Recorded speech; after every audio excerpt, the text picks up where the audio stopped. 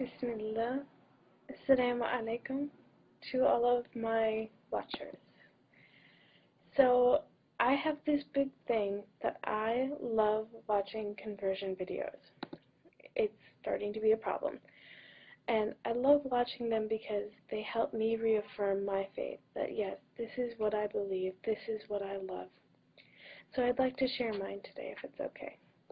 My name is Noor, and I was born and raised in the U.S. to a Jewish mother and a father of indeterminate faith. So when I was 4 years old, they told me, okay, you can go to church with your grandma and grandpa, or you can go to the temple with your brothers and sister. It's your choice. And I very wisely chose to go to the temple. And so, going forward a little bit more, when I was 9 years old, I became extremely ill with a neurological condition. It's really pretty rare, but it's one that causes problems like muscle loss or muscle mass loss and loss of motor function. So walking became really difficult, but one of the worst ones was buttoning buttons. It's just so hard when your hands don't work. So yeah, that was me at 9.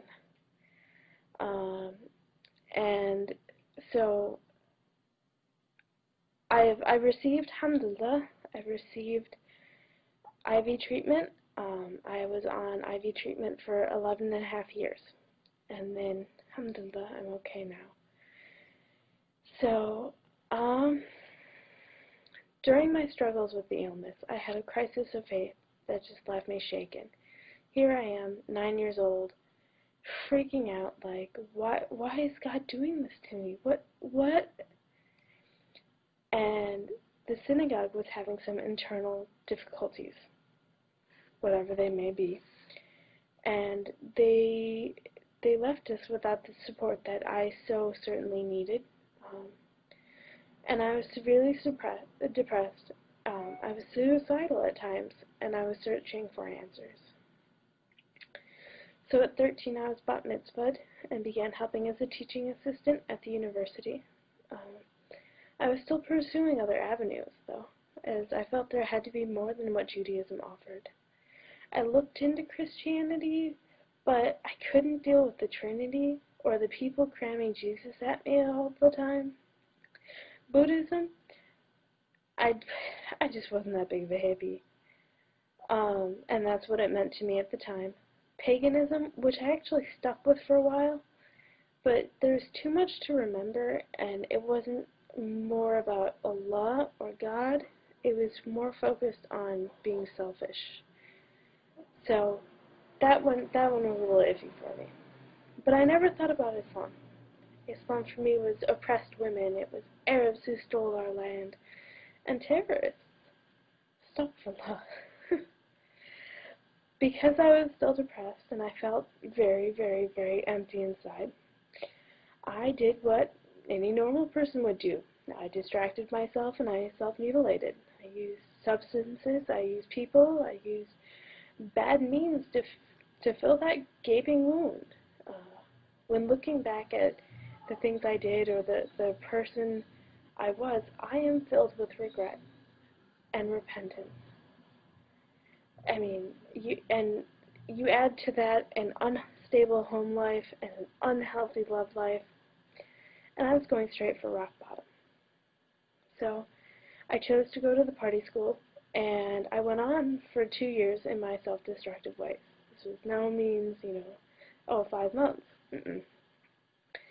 And then in one day, everything kind of started to change. We had some evangelical Christians, who we call the crazy ones, and they were seriously off their rockers, came to campus, and they had this giant banner that said, "Warning, laundry list of people, you will be judged."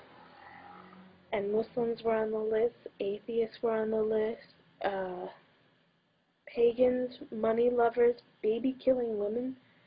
It was on and on and on and on and on. And I got to observe my first hijabi standing up for herself and Islam, arguing intelligently with these people about what she saw was wrong with the poster.